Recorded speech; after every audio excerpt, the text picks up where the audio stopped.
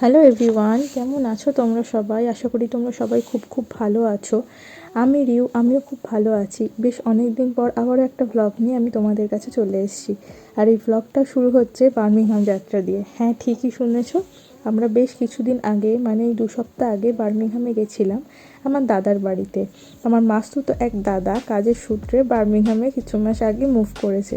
সেই সুযোগে এই উইকেন্ডে আমরাও চলে এলাম এখানে। বিদেশে এসে কিন্তু নিজের আত্মীয় পরিজন খুঁজে পাওয়া বেশ বড় ভাগ্যের ব্যাপার, কি বলো তোমরা? কিন্তু সেই দিক থেকে বলতে পারো আমি বেশ খানিকটা ব্লেসড। দিনটা ছিল একটা শুক্রবার, আমাদের দুজনেরই ছিল খুব ব্যস্ততম একটা দিন। সপ্তর্ষির ছিল অফিস আর আমার ছিল খুব ইম্পর্ট্যান্ট একটা প্রেজেন্টেশন ইউনিভার্সিটিতে। দুজনেই দুজনের কাজকর্ম সেরে ভিক্টোরিয়া কোচ স্টেশনে গিয়েছিলাম, কারণ আমাদের বাস ছিল এই ভিক্টোরিয়া কোচ স্টেশন থেকে। খুব হেকটিক ডে থাকায় এবং হাতে কিছুটা সময় থাকায় আমরা চলে এসেছিলাম একটা কফি শপে। আমি বসে পড়েছিলাম একটা কফি নিয়ে কিছুটা রিফ্রেশমেন্টের জন্য। তারপর আমাদের বাস ছাড়ার সময়ও এগিয়ে আসে, আমরা রওনা দিই সেই উদ্দেশ্যে বাসের দিকে। এবং প্রসঙ্গত বলে রাখি, এই ভিক্টোরিয়া কোচ স্টেশনে কিন্তু ন্যাশনাল ইন্টারন্যাশনাল দু ধরনেরই বাস ছাড়ে। আমাদের বাসের সময় ছিল হচ্ছে সন্ধ্যে 8:30 নাগাদ, এবং সেই জন্য আমাদের বোর্ডিং শুরু হয় মোটামুটি 8:10 নাগাদ গেট নাম্বার 2 থেকেই, ভিক্টোরিয়া কোচ স্টেশন থেকেই। আমরা ন্যাশনাল এক্সপ্রেসের বাসে করে গেছিলাম এবং আমাদের বাসের রিজার্ভেশন আর সিট বুকিং দুটোই আগে থেকে আমরা করে রেখেছিলাম, যাতে আমাদের পরে কোনো অসুবিধা না পড়তে হয়। আমাদের মূলত দুটো কারণে আমরা বাসে যাওয়ার সিদ্ধান্ত নিই। এক হচ্ছে ট্রেনে ও বাসে ডেস্টিনেশনে পৌঁছানোর টাইমের তফাৎ দাঁড়ায় মোট 30 মিনিট, কিন্তু ট্রেনে ব্রেক জার্নিটা অনেক বেশিবার করতে হয় আমরা যেখানে থাকি সেখান থেকে। আর আমার দাদা যে জায়গাতে থাকে সেখানে বাসে করে যাওয়াটাই অনেক বেশি কনভিনিয়েন্ট ছিল আমাদের জন্য। তো এই দুখানা মেন কারণের জন্যই আমরা কিন্তু বাসে করে গেছিলাম। আর এই ন্যাশনাল এক্সপ্রেসের বাস ছাড়াও আছে ফ্লিক্স বাস, কিন্তু সেটার ডেস্টিনেশন পয়েন্ট হলো বার্মিংহাম ইউনিভার্সিটির কাছে, যা আমার দাদার বাড়ি থেকে বেশ কিছুটা দূর। আর পৌঁছতে যেহেতু মোটামুটি 3.5 ঘন্টার মতো সময় লাগবে এবং আমাদের অ্যারাইভাল টাইম ছিল রাত 12টা নাগাদ, তাই আমরা ন্যাশনাল এক্সপ্রেসের বাসে যাওয়ারই সিদ্ধান্ত নিয়েছিলাম, যেহেতু ন্যাশনাল এক্সপ্রেসের বাসটা একদম ওখানে গিয়ে থামবে বলে। তারপর দেখো, দাদা আমাদের নিতে চলে এসেছিলো বাস স্ট্যান্ড থেকে। ওর বাড়িটা বাস স্ট্যান্ড থেকে মোটামুটি 5-7 মিনিটের হাঁটা পথই ছিল। আর বাড়িতে যেতে আমাদের খুব বেশি সময় সেই কারণে লাগেনি, আর বৌদি সব রান্না করে রেখেছিল। এটা হলো পরের দিন দুপুরের খাবারের মেনু। কত কিছুই রান্না করেছে দেখো, ভাত, ডাল, ঝুড়ো আলু ভাজা, ইলিশ মাছ ভাপা, পোস্ত, ইলিশ মাছের মাথা দিয়ে বেগুন দিয়ে আলু দিয়ে চচ্চড়ি। এখানে এত বাঙালি খাবার দেখে না আমার এক্সাইটমেন্ট চরমে পৌঁছে গেছিলো। মানে জাস্ট আই ওয়াজ পুরো এক্সাইটেড হয়ে গেছিলাম। চিকেন সর্বস্ব জীবন হলে আমাদের যা হয় বুঝতেই পারছো। তারপর আমরা বেরিয়ে পড়লাম আশেপাশে ঘোরার জন্য। এখানে বাসে ডে পাস বলে খুব সুন্দর একটা ব্যবস্থা আছে, মানে দুজন থাকলে একসঙ্গে ডে পাস কেটে নিলে সারাদিনে বিভিন্ন রুটে যত রকমের বাসই তুমি চড়ো না কেন আর কোথাও তোমাদের টিকিট কাটতে হবে না। আর এই দুজনের জন্য ডে পাস পড়ে মোটামুটি 8 পাউন্ড মতো, যা ইন্ডিয়ান কারেন্সিতে 800 টাকা। আর আমরা যেহেতু 4 জন ছিলাম, আমাদের 2টো ডে পাস লেগেছিলো, 2টো ডে পাসেই আমাদের হয়ে গেছিলো। দেন আমরা পৌঁছে গেছিলাম হলো চাম্বারলিন স্কোয়ারে। আর এটা হচ্ছে চাম্বারলিন স্কোয়ারে বার্মিংহাম ক্যাথিড্রাল। চাম্বারলিন স্কোয়ারটা না আমার অনেকটা কলকাতার এসপ্ল্যানেডের মতো লেগেছে। একদিকে বড় বড় অফিস এরিয়া, তো অন্যদিকে বসার এরিয়া, অন্যদিকে শপিং কমপ্লেক্স, সাথে বিভিন্ন রকমের খাওয়া দাওয়ার দোকান। আর যদি লন্ডনের সাথে মিল খুঁজি তবে আমার লেগেছে ক্যানারি ওয়ার্ফের মতো।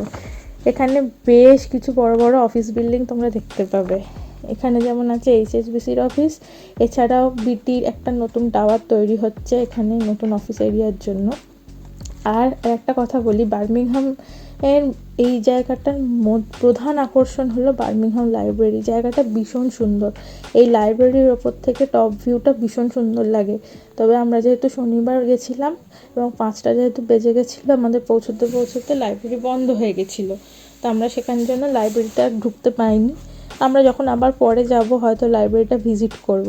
আর সব থেকে এটা ভালো ব্যাপার হচ্ছে, আমরা যে কদিন বার্মিংহামে ঘুরেছি আমরা প্রত্যেকটা দিন ভীষণ ভালো ওয়েদার পেয়েছি। ওয়েদার এখন আমাদের সাথে ওই কটা দিন পুরো সাথ দিয়ে গেছে, কোনো বৃষ্টি আমরা পাইনি, কারণ তোমরা সবাই জানো ইউকের ওয়েদার ভীষণ আনপ্রেডিক্টেবল, যখন তখন বৃষ্টি হয়। তারপর এবার আসি হচ্ছে বার্মিংহাম সিটির একটু কথা। তো এটা হচ্ছে ইউকের দ্বিতীয় বৃহত্তম একটি শহর, যা বিভিন্ন ইন্ডাস্ট্রিয়াল প্রপার্টির জন্য বিখ্যাত। আর ইন্ডাস্ট্রিয়াল বেল্ট হওয়ার জন্য না, এখানে ট্রেডিংয়ের পরিমাণটাও খুব বেশি। আর একটা ইনফরমেশান এর মধ্যে আমি তোমাদেরকে দিয়ে রাখি, তোমরা ভিডিও দেখতে দেখতে ইনফরমেশানগুলো শুনে নাও, তো তোমাদের পরে সুবিধা হয়। সেটা হচ্ছে ন্যাশনাল এক্সপ্রেসের বাস ভাড়াটা কিন্তু তুলনামূলক একটু বেশি এই ফ্লিক্স বাসের থেকে, ঠিক আছে। এবার ন্যাশনাল এক্সপ্রেসের মাথা পিছু আমাদের ভাড়া পড়েছিল হচ্ছে মোটামুটি 15 পাউন্ড করে, আর সিট রিজার্ভেশন নিয়ে। আর মোটামুটি দুজনের হচ্ছে 30 পাউন্ড মতো, যা ইন্ডিয়ান কারেন্সিতে এই 3000 টাকার আশেপাশে। আর সেক্ষেত্রে কিন্তু ফ্লিক্স বাসের ভাড়াটা অনেকটাই কম। ফ্লিক্স বাসে আমাদের মাত্র লেগেছিল দুজনের সিট রিজার্ভেশন সমেত। আমরা যেহেতু আসার টিকিটটা ফ্লিক্স বাসে কেটেছিলাম, কারণ ওখানে হাতে টাইম ছিল, আমরা এরিয়াটা চিনে গেছিলাম, আসতেও সুবিধে হচ্ছিল, তো সেই কারণে ফ্লিক্স বাসের ভাড়া লেগেছে দুজনের সিট রিজার্ভেশন নিয়ে মোটে 9 পাউন্ড মতো। আর এখানে দেখতে পাচ্ছ যে যে জিনিসটা এখানে, এটা খুবই পপুলার ইউকেতে, গোটা ইউকেতে এই রোড শো ব্যাপারটা খুবই পপুলার। সেখানে কোনো না কোনো লোকজন তাদের একটা পছন্দের ইনস্ট্রুমেন্ট নিজেদের মতো প্লে করে, সেটা গিটার হোক বা ড্রাম হোক। এখানে ওই ব্যক্তিটি একটা ড্রাম বাজাচ্ছিল এবং সেটাকে কেন্দ্র করে ওখানকার সমস্ত লোকরা এনজয় করছিল।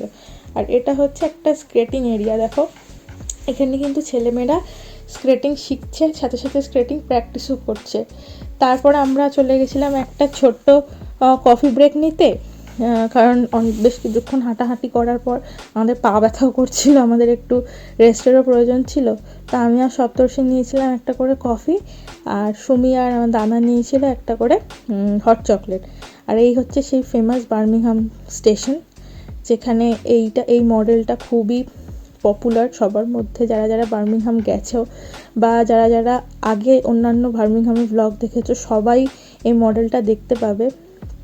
তারপর আমরা এখানে একটা শপিং কমপ্লেক্সে যাই, যেটার নাম হলো বুলরিং। জায়গাটা কলকাতা CC1-এর মতো, অনেক নামি দামি ব্র্যান্ডের আউটলেট এখানে আছে। তবে তা থাকলেও শনিবার হওয়ার জন্য সব দোকানই প্রায় 5টার মধ্যে বন্ধ হয়ে যায়, কারণ তোমরা জানোই এদেশের ছুটির দিন মানে অফিস, স্কুল, ইউনিভার্সিটি যেমন ছুটি, তেমনি দোকানপাটের কর্মচারীদেরও তাড়াতাড়ি ছুটি হয়ে যায়, যাতে তারা তাদের পরিবারের সাথে কিছুটা সময় কাটাতে পারে। আমরা আসলে একটা রেস্টুরেন্ট খুঁজছিলাম, কারণ সুমি মানে আমার বৌদির ছিল তার পরের দিন জন্মদিন, তো প্রি বার্থডে ইভ সেলিব্রেশনের জন্য আমরা প্ল্যান করেছিলাম, কিন্তু পছন্দসই জায়গা না পাওয়ায় আমরা বাড়ি না ক্যানাল সাইডের উদ্দেশ্যে আমরা রওনা দিই। তারপর সেখান থেকে আমরা ক্যানাল সাইড থেকে আবার বাড়ির উদ্দেশ্যে রওনা দিই তাড়াতাড়ি করে, যাতে বার্থডের জন্য কিছু অ্যারেঞ্জমেন্ট আমরা করতে পারি। তো সেই অনুযায়ী দেখতে পাবে একটু পরেই যে আমরা ক্যানাল সাইডে গেছিলাম। আর এটা হচ্ছে সেই বার্মিংহাম বুলরিংয়েরই একটা বিবিসির অফিস আছে ওখানে। শপিং মলটা কিন্তু বেশ বড়, বেশ স্পেশিয়াস। আমরা যে রেস্টুরেন্টগুলো খুঁজছিলাম তার মধ্যে একটা দুটো খোলা ছিল, তার মধ্যে ন্যান্ডোজ খোলা ছিল, বাট ন্যান্ডোজে আমরা যাওয়াটা প্রেফার করিনি, আজ আমরা বহুবার ন্যান্ডোজে খেয়েছি। আর এটা হচ্ছে সেই ক্যানাল সাইড, এটা হচ্ছে আমার সবথেকে পছন্দের জায়গা গোটা বার্মিংহাম ট্যুরের। যদি সবথেকে বেশি ভালো লাগার জায়গা যদি আমাকে কেউ জিজ্ঞেস করে, সেটা বলবো আমি ক্যানাল সাইড। এইরকম ক্যানাল সাইড কিন্তু এখানে তোমরা অনেকেই দেখতে পাবে। এই জায়গাটা হচ্ছে শুধু উপভোগ করার জন্য, একটা পড়ন্ত বিকেলে বড় এক কাপ কফি হাতে নিয়ে বসে নিজের প্রিয় পছন্দের মানুষের সাথে সানসেট দেখার জন্য একটা পারফেক্ট জায়গা এটা। এখানে কিছু হাউস বোটও তোমরা দেখতে পাবে, যেখানে মানুষজন তাদের পুরো সংসার নিয়ে থাকে, এটাই তাদের ঘরবাড়ি। এছাড়াও হাউস বোটে ছোটোখাটো বিজনেসও তারা অর্গানাইজ করে, বা তারা তাদের নিজেদের জীবিকা এখান থেকে নির্বাহ করে। দেখতে পাবে এখানে ছোট ছোট বিভিন্ন যেগুলো ম্যাগনেট, এগুলো এখানে এরা সেল করে। তো এখানে আর এই ক্যানাল সাইডে হাউস বোটের অপোজিটেই হচ্ছে সারি দিয়ে বিভিন্ন ছোট বড় রেস্টুরেন্ট। আমরা ক্যানাল সাইডটা আমার ভীষণ ভালো লেগেছে, আর এটা দীর্ঘ লম্বা একটা এরিয়া, মানে তোমার এই জায়গাটা হাঁটতেই প্রায় মোটামুটি 2 ঘন্টা মতো সময় লেগে যাবে যদি সুন্দরভাবে হাঁটতে হাঁটতে উপভোগ করতে করতে যাও। তো আমরা 4 জন খুব এনজয় করেছি এই ক্যানাল সাইডের ভিউটা, যেহেতু সেদিনকে একদম ব্রাইট ওয়েদার ছিল, কোনো রকম বৃষ্টি ছিল না, কোনো মেঘলা ওয়েদার ছিল না, আমরা পুরো সানসেটটা এখান থেকে দেখতে পেয়েছি। আমার এই জায়গাটা ভীষণ ভীষণ ভালো লেগেছে। আর এই একটু পরেই দেখতে পাবে হচ্ছে ক্যানেল সাইডের অপোজিটেই ছোট বড় বিভিন্ন রকমের রেস্টুরেন্টগুলো। এখানে নয় নয় করে প্রায় 20-30খানা হয়তো রেস্টুরেন্ট আছে, আমি এক্স্যাক্টলি গুনে দেখিনি, তবে আমার কাউন্ট যা বলে মোটামুটি 20-30খানা রেস্টুরেন্ট এখানে থাকতেই পারে। আর যখন সন্ধ্যা হয়ে গেছিলো না, সমস্ত রেস্টুরেন্টগুলোতে এরকম চেন করা আর কি টুনি বাল্বের মতো আছে, আর লাইট জ্বলছিল, আর বাঁ দিকটা পুরো ঝলমল করছিল, পুরোপুরি সানসেটটাও হয়নি অথচ এদিকে লাইট জ্বলছে। এত সুন্দর জায়গাটার মানে এনভায়রনমেন্টটা এত সুন্দর হয়ে গেছিলো না, আমার তো ছেড়ে আসতে ইচ্ছা করছিল না। তারপর আমরা বাড়ির উদ্দেশ্যে রওনা দিই, যেহেতু সুমির জন্মদিন ছিল, ওরা কেক আনতে গেছিলো, ওকে না জানিয়েই। তো আমি আর সুমি আগে বাড়ি চলে আসি, তারপর সপ্তর্ষি আর দাদা চলে যায় কেক আনতে। সেই রাতেই ওই রাতেই সেলিব্রেশন স্টার্ট হয়ে যায়। এই যে আমাদের বার্থডে গার্ল চলে আসে, সেলিব্রেশন, আমাদের গ্র্যান্ড সেলিব্রেশন আরম্ভ হয়ে যায়। And see here is our birthday girl once again. Happy birthday Sumi, wish you a very happy birthday, stay blessed. এইভাবেই আমাদের বার্মিংহামের ডে 1-এর ট্যুর শেষ হয়ে যায়। আরও বাকি দিনের ভ্লগ খুব তাড়াতাড়ি আসতে চলেছে। এই ভ্লগটা কেমন লাগলো আমাকে অতি অবশ্যই জানিও। যদি ভালো লেগে থাকে ভ্লগটা, do like, comment and share and subscribe my channel as well. আবার আজ এই পর্যন্তই, আবার দেখা হচ্ছে পরের ভ্লগে। ততদিন তোমরা সবাই খুব ভালো থেকো আর সুস্থ থেকো, আর আমার ভ্লগগুলো এনজয় করো, আর কমেন্ট করতে কিন্তু ভুলো না। তোমাদের কেমন লাগছে অতি অবশ্যই জানিও। আজ এতখানি, টাটা, গুড নাইট।